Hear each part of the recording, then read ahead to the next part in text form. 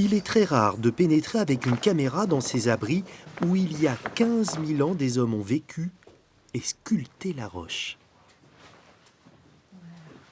Alors, on a au plafond un bison de profil gauche avec sa tête ici qui est, Ah oui, je commence vous à le voyez, voir. avec l'oreille en Ah oui. relief, la corne, l'œil, le museau, je pense qu'il tire la langue même, le poitrail et les pattes antérieures. Ah, on les voit très bien, elles. Voilà, avec la ligne de ventre, le sexe et les pattes postérieures. Vous voyez bien les deux doigts du sabot. Et puis, on monte sur la croupe. Elle est malheureusement un petit peu détériorée, mais on a bien la bosse du dos qui nous permet de déterminer le bison. Et puis, on arrive sur la tête avec ce chignon au-dessus de la tête et qui a un décor géométrique à l'intérieur. Ce bison, en fait, il n'était pas tout seul. Il y avait toute une ribambelle d'autres animaux, mais également de figures humaines, qui constituaient le plafond qui s'étendait sur 4-5 mètres plus en avant et qui était entièrement sculpté, gravé et peint, mais qui malheureusement est tombé en 1000 morceaux et a vraiment scellé les couches d'occupation des hommes qui ont fabriqué cette œuvre. Et il reste des morceaux de ce plafond, Oui, hein, d'ailleurs. oui, voilà, justement. Il en reste un qui est conséquent, qui a été retrouvé, donc la face décorée contre le sol, hein, on le retrouve bien. Et là, vous avez par exemple le détail de petites pattes très finement sculptées. On doit ces découvertes à deux grandes dames de la préhistoire, Suzanne de Saint-Mathurin et Dorothy Garotte. Les fouilles, minutieuses dans les années 1950, vont leur permettre de mettre au jour une frise unique au monde par ses qualités, sa dimension. Le Lascaux de la sculpture.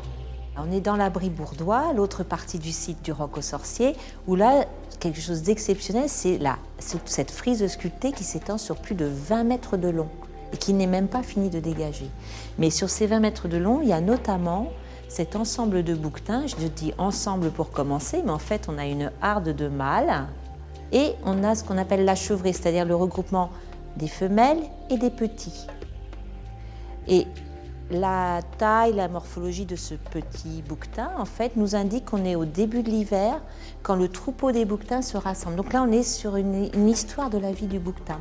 Il faut répéter encore et encore que nous sommes dans le noir parce que le site est protégé, mais normalement c'est un abri sous roche, contrairement à Lascaux, Chauvet qui sont des sanctuaires au fond des grottes.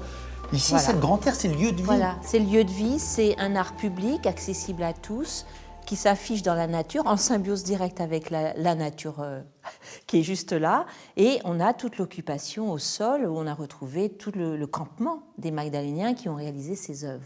Donc des lumières du soleil, du matin, du soir, c'est exposé Voilà. plein sud, hein, et la nuit, on allume des feux. Voilà, la nuit on allume des feux, on en a quelques vestiges encore au sol. Donc un où on autre a des éclairage. lampes. Voilà, un autre éclairage du sol qui fait encore plus mettre en valeur les sculptures, le relief. Et puis, notamment, on peut jouer avec les lumières, c'est-à-dire qu'on va voir ce petit félin qui tourne le dos à ce petit cheval. Et en fait, le carnivore et la proie, c'est-à-dire l'herbivore, le cheval, se tourne le dos. On peut jouer à un jeu de cache-cache et certainement raconter beaucoup d'histoires. Alors voilà, un autre panneau qui fait l'exception du Roc aux Sorciers, c'est le panneau dit des femmes. On a 3 corps de femmes juxtaposés. La première, sans doute celle positionnée au milieu, elle se déploie donc de face avec le triangle pubien, le nombril, voilà, les cuisses. Juste à sa droite, une autre femme vue de 3/4, mais le triangle pubien vu de face. Et alors ce qu'elle a d'original, c'est qu'elle a son nombril et une ligne gravée entre le nombril et le pubis, ligne de pigmentation des jeunes femmes enceintes. Donc elle est dans un autre état de la femme. Et la troisième femme, elle est toute plate, elle n'a plus de rondeur.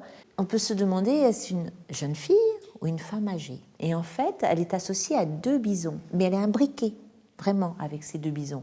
Est-ce que c'est une image de la vie, de la mort? Est-ce que justement cette femme, est-ce une femme en fin de vie? Voilà, c'est que des questions qu'on va soulever. Je n'ai pas les réponses. Ces femmes, on n'a pas la représentation de leur visage. Ah non, alors justement, elles n'ont pas de visage parce qu'elles représentent en fin de compte la femme universelle, c'est-à-dire que ça représente toutes les femmes. Là, on est peut-être en présence d'un Michel-Ange de la préhistoire, puisqu'il a vraiment un savoir-faire indéniable. Et il rend ses sculptures très vivantes, c'est dans le détail, mais en même temps, il y a une conception qu'il a dû travailler, qu'il a dû réfléchir. Là, moi, quand je vois les œuvres magdaléniennes, je vois de la beauté, je vois de la sensibilité, je vois des choses sur lesquelles je dois, aujourd'hui, contemporaine du XXIe siècle, m'arrêter et ressentir. Et pourtant, je sais que ce que je sens aujourd'hui, ce n'est pas le rôle que devaient jouer ces œuvres dans la société magdalénienne, mais c'est leur pérennité, en fait, dans le monde contemporain.